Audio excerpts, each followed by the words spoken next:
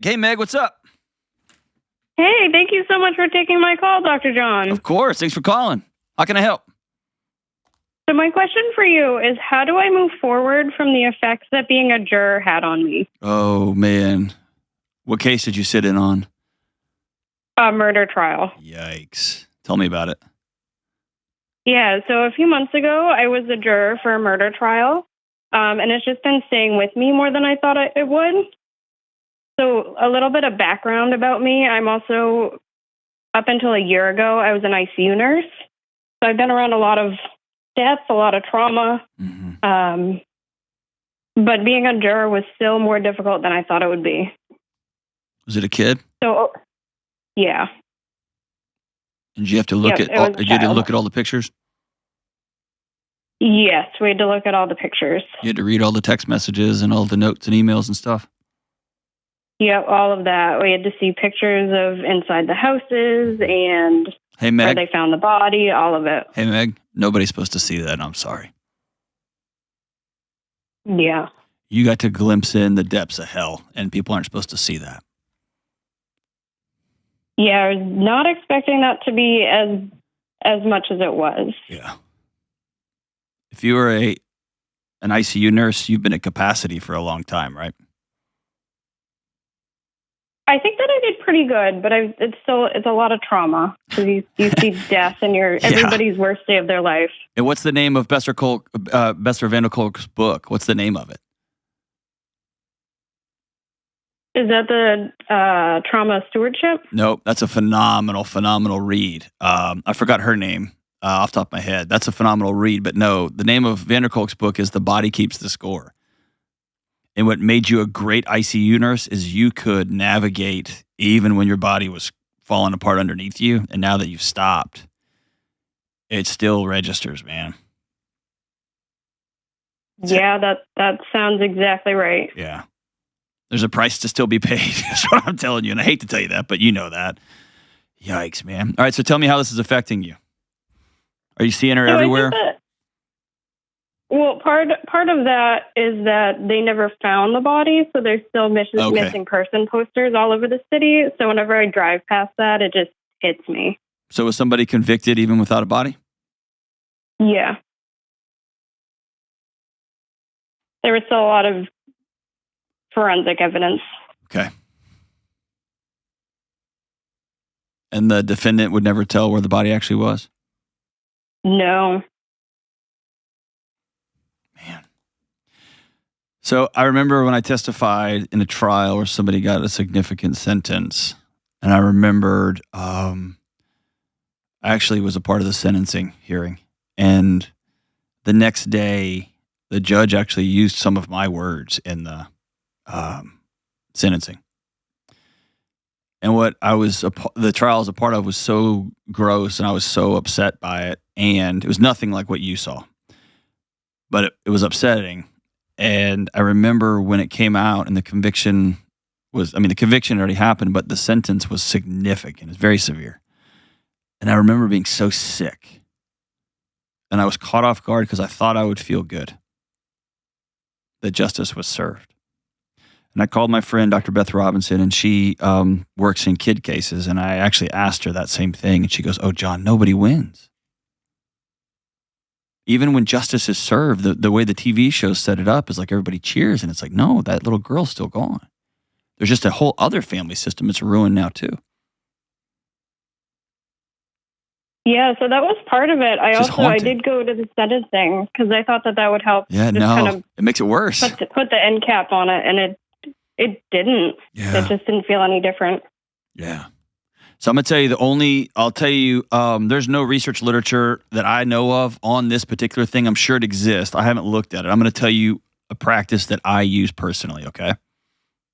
Okay. I would write that little girl a letter and tell her that you're so sorry. Because what you have tried to do to solve this issue is talk about the forensics, and you've tried to talk about the posters, and you've tried to talk about the trial, and you tried to talk about the killer. And this whole thing's about that little girl. Yeah. And that's what haunts your body.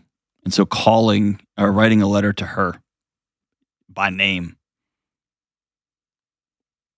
and letting her know that you got to see just a glimpse into what she had to deal with in her last minutes. And then here's the important thing. Most of the time when we lose somebody or we're around something like this that is that traumatic, our bodies get stuck in this moment that they're still in pain. And I need you to hear me say that little girl is no longer hurting. She's free.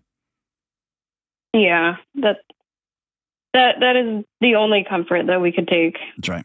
There's no comfort in this. There's not. It's just acknowledging a little girl who senselessly, needlessly went through absolute hellacious hell before she died for no reason, right? Right. Yeah. But you hear me say this a lot on the show, but you got to let that little girl go have peace. And if you have people that you remember, those of us who work in, I wasn't an ICU nurse, of course, but there's just a few particular people that haunt me still from my days working crisis stuff. It's important to let them go. And so sitting down and writing that letter, there's a couple I need to do that too, myself. You've reminded me, so I appreciate that. But that I still hang on to. They still show up in dreams. They still show up when I'm mowing the yard. And I need to let them go. Yeah, I still have a couple of those people too. That's right. Do you remember their names? Of course. Yeah. Yeah, I think it's a worthy practice. And as you begin to let them go, others will show up wanting to be set free too. And for those of you listening, if you've never worked in trauma, if you've never been a nurse or a police officer or an attorney or sat on a jury like this, you think we're talking about woo-woo, but Meg, you know exactly what I'm talking about, don't you? Yeah. Yeah. Yep, it's a lot. Yeah. I hate that you had to see that, and I hate that happened to that little girl. Me too, yeah. But if it's for whatever it's worth, there's nothing wrong with you. You're not broken. Thank you. Your body just has been through a lot. And by the way, Meg, where did you get this heart for service? You dedicated your life to helping people. Oh, I have always found nursing interesting, and then I found ICU nursing, and it's the best combination of helping people and science and just being able to be there for people. Thank you for making that a big part of your life. I've seen some of the most hollow, ghostly faces in ICU units while people are looking at loved ones or sitting with loved ones. And it's those amazing nurses like you that show up and give, doctors are running, specialists are in and out, but it's those nurses that keep everybody's souls bonded together during those times of chaos. So thank you for that. Thank you. And you have, my friend, some letters to write. And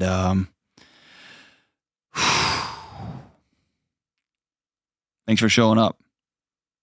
And everybody listen, if you've got somebody in your life that you've seen, that you've struggled with, a loved one, a car wreck that you drove up on, any of those kind of things, consider sitting down and writing a letter. There are several people that I need to do that with, like I mentioned, and I don't remember their names. But I remember exactly what they look like. A couple of them I even remember what they were wearing. And I'm going to commit to that because it's time for me to let them go. I've been holding on to them in this pseudo way to keep me safe. And it's time for me to let them go. Thanks for the call, Meg. You're an absolute hero. Grateful for you.